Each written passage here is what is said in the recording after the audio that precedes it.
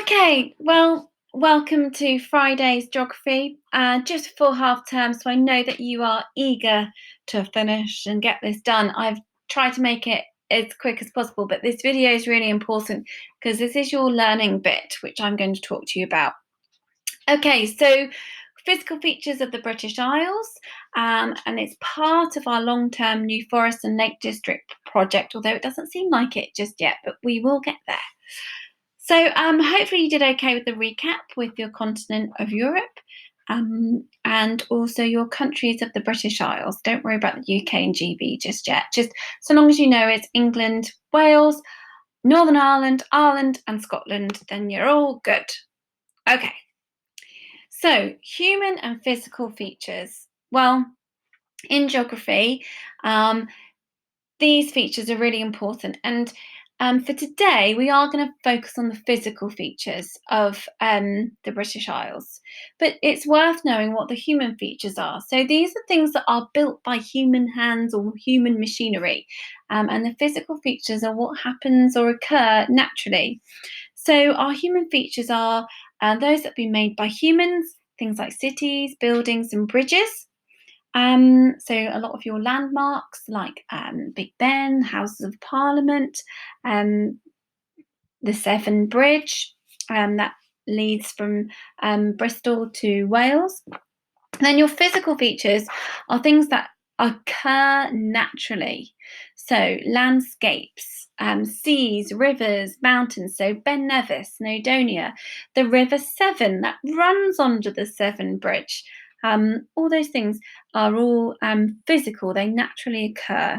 Okay, so I'm going to talk you through your tasks and I'm going to do a bit of teaching. So this is your first task. You're going to pick a card and you're going to say, okay, is this door location on the Jurassic Coast, is it physical or human? Well, that was formed naturally, so it just pops in there. Okay, next one, the Peak District. It's in Derbyshire. It's naturally occurring valley and a river, so that would be in physical. So pop that in there. And then we've got Houses of Parliament here, so make that bigger for you. Now this was built by man, so we're going to put that in there.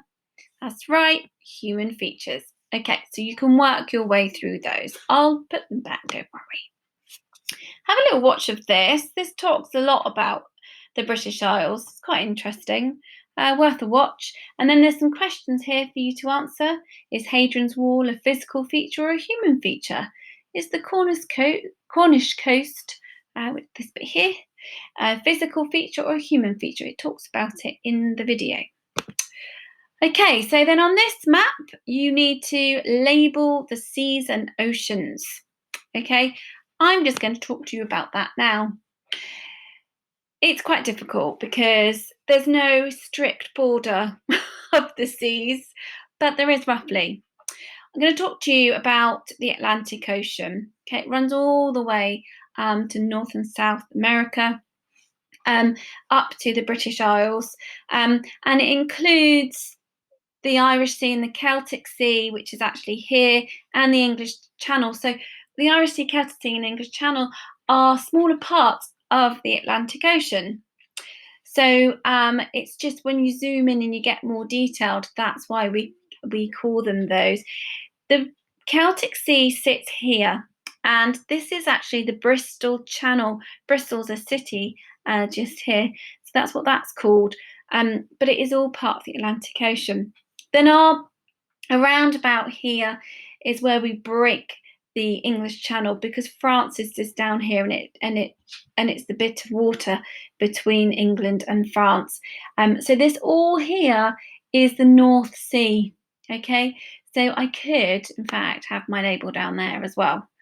Okay, so all this bit here is the North Sea, so it's worth knowing.